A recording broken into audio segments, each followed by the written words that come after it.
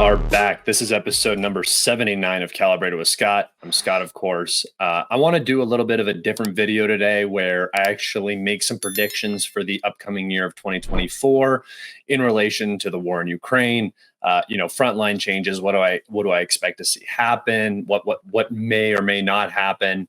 And I would just like to preface this by saying that I don't have a crystal ball. I can't see into the future. I don't know what's going to happen. I can only make educated guesses based off of information that I have available to me. So do not take this as, I'm saying that this is definitely going to happen. I'm actually going to go through and explain what I think may or may not happen in each of the areas that I've designated on my map as my areas of prediction. So just some quick house cleaning. If you guys wouldn't mind going and subscribing right now, liking this video.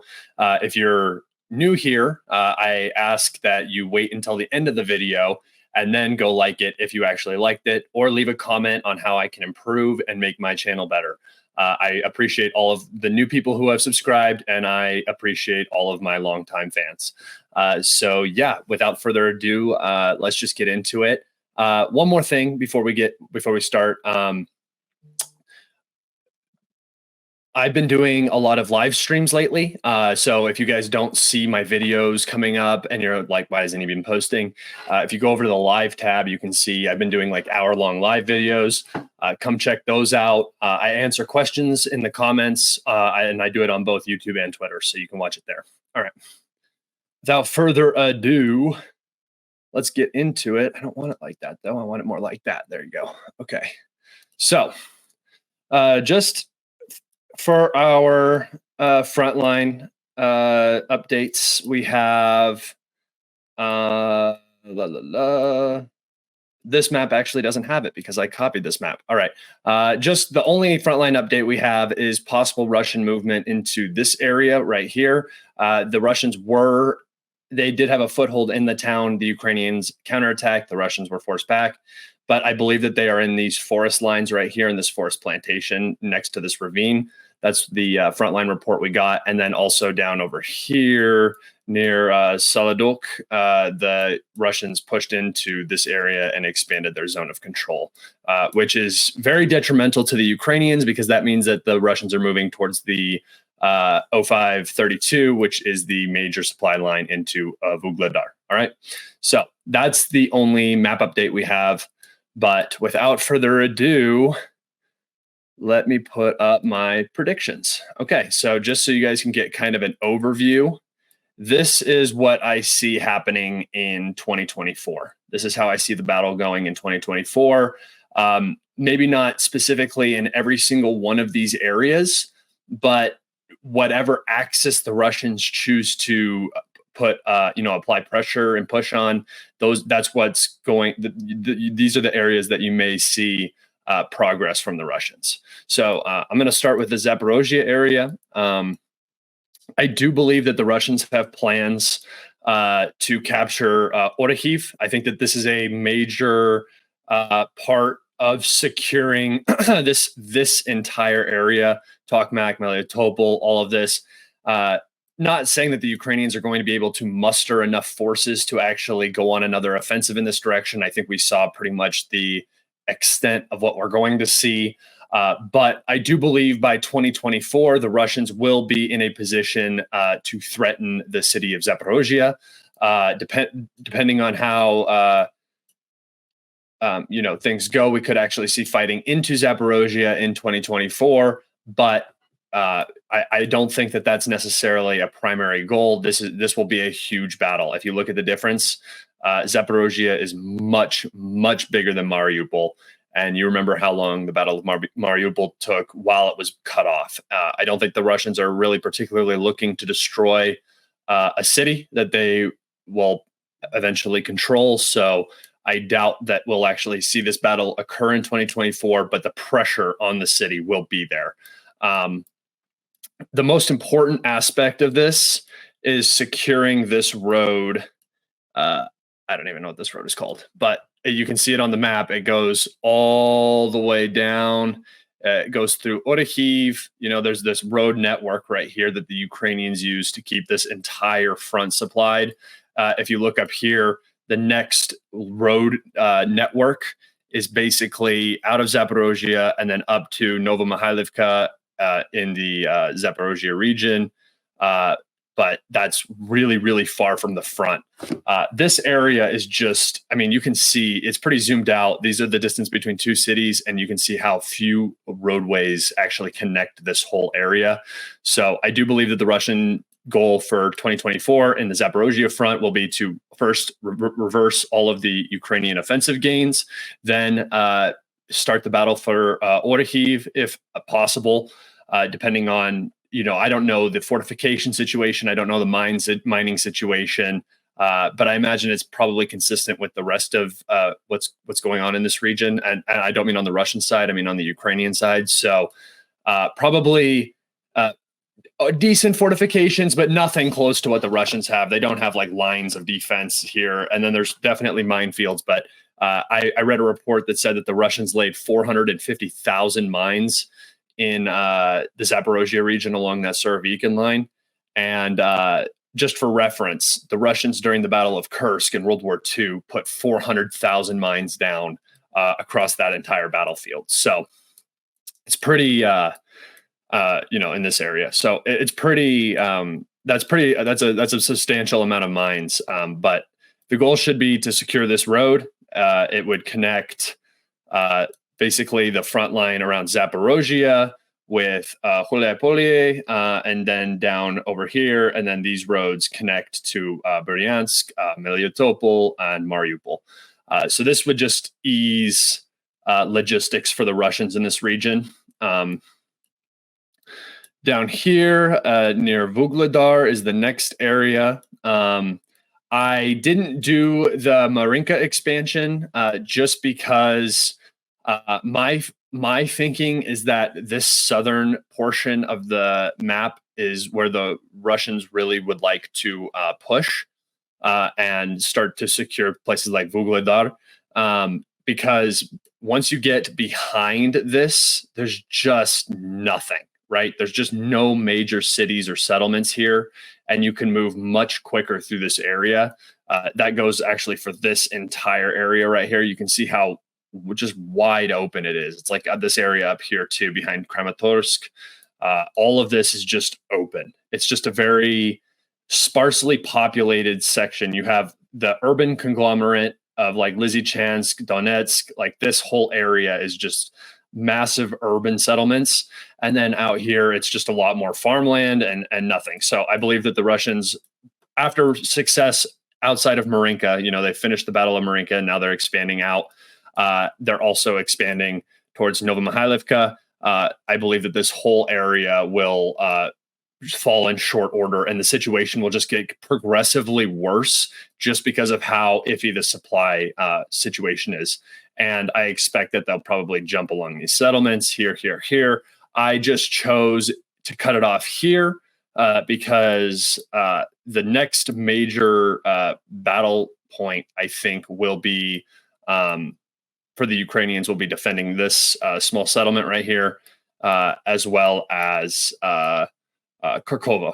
So that's the situation down here. I would have expanded it along this river right here, this reservoir, the Vovocha River, all the way probably up to like along this line right here. But I just am going to leave it alone because KresnoHifa is very, very important for the Ukrainians.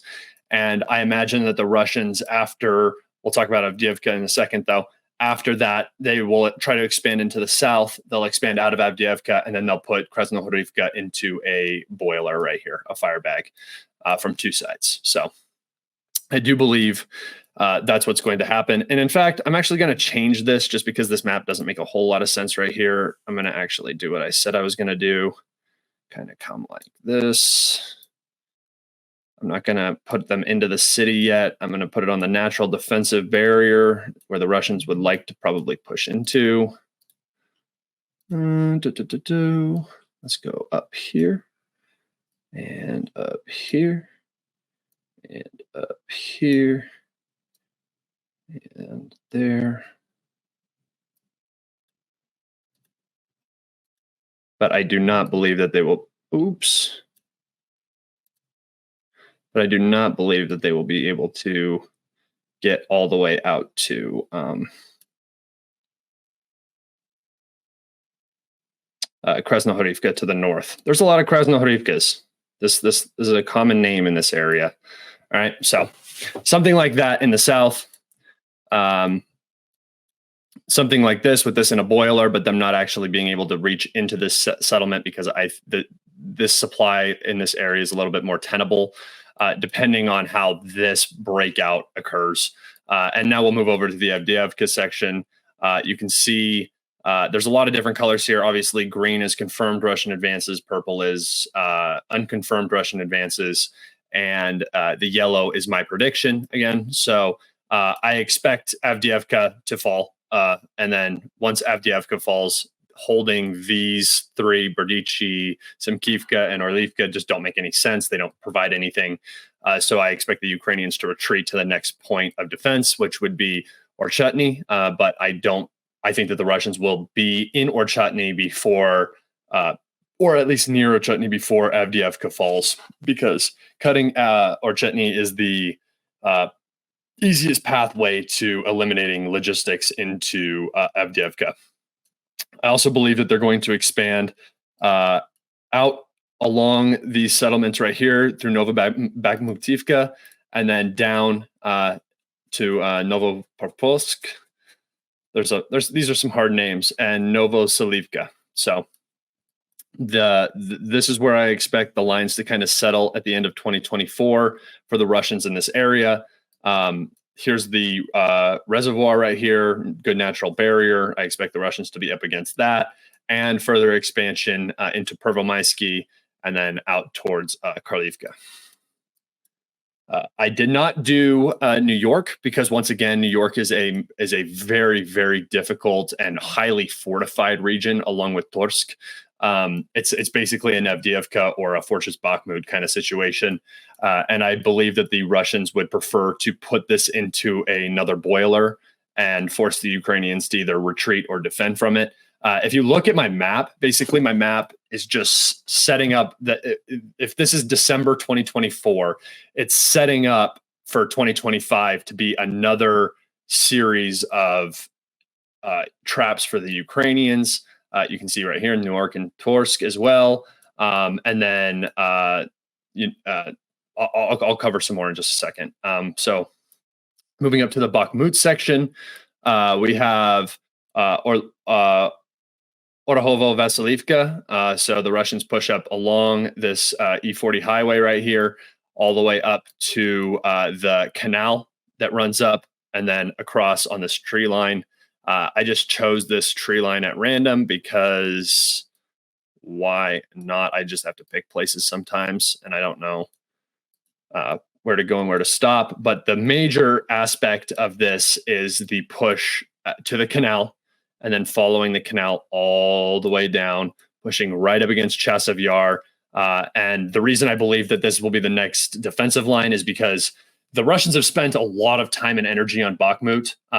Chasiv Yar could be the next goal. A lot of people are talking about it, but it just seems like getting into getting into the Battle of Chasiv Yar, and then Konstantinivka, and then Druzhkivka, Kramatorsk, and Slavyansk. Those battles are going to take a long time and they're going to be costly. So I think the Russians want to continue wearing down the Ukrainian army before this battle begins. And I mean, if I were the Russians, I would be hoping that this battle would never have to begin and that the Ukrainian army would have to retreat out of the Donbass to save their own skin. So moving up to the Seversk pocket, I do believe that the Russians have already been making progress in this area. They've basically drove this front line up through this road. They're going to continue taking this railroad all the way to Seversk. It's just going to become harder and harder for the Ukrainians to hold this area, especially because this area isn't benefiting them in a very, very significant way, other than being able to keep this forestry right here open. But once again, the Ukrainians aren't reaching Kremenaya, so it doesn't really do much. This area is going to lose prioritization as soon as the ammo situation and manpower situation becomes worse and worse.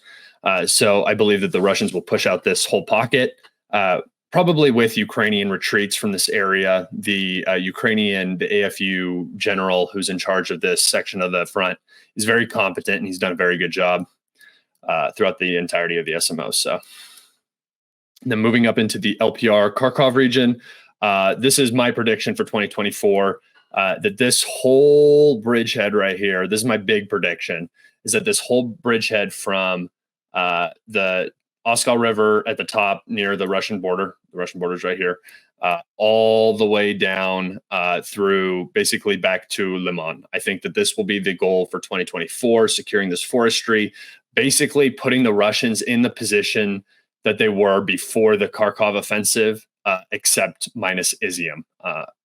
Izum. I think it's going to take some time to capture that.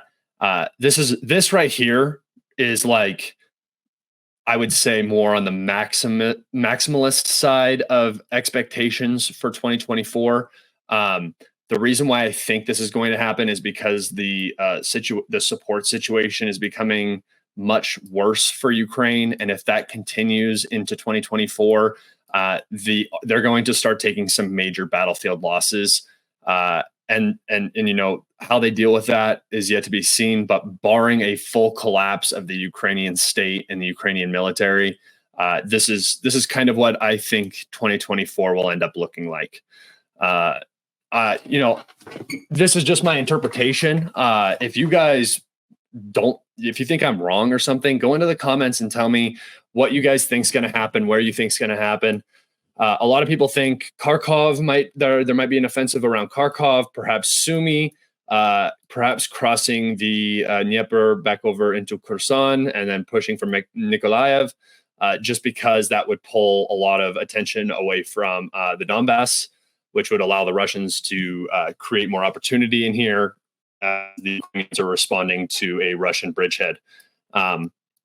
But I don't see that as very likely. It just seems very costly. We've watched the Ukrainians bleed out pretty bad in this region, trying to hold Krinky bridgehead. I think the Russians would be more successful in crossing this river. But again, it's just like the Russians seem so risk adverse right now that doing something like that seems like a titanic undertaking that just doesn't make sense. So yeah, leave those comments below. Like this video, subscribe if you guys haven't. Make sure you guys follow me on Twitter, Telegram, and you can follow me on my Patreon. Those links will be in the description of this video. Also follow my mapping Twitter page, Kalibrated Maps. Yeah, I think that's pretty much it, everybody. Have a great day, and I will see you next time, probably tomorrow for a live stream. So tune in for that. If you follow me on Telegram or Twitter, you'll get updates of when I go live. All right, everybody. Have a fantastic day. Bye.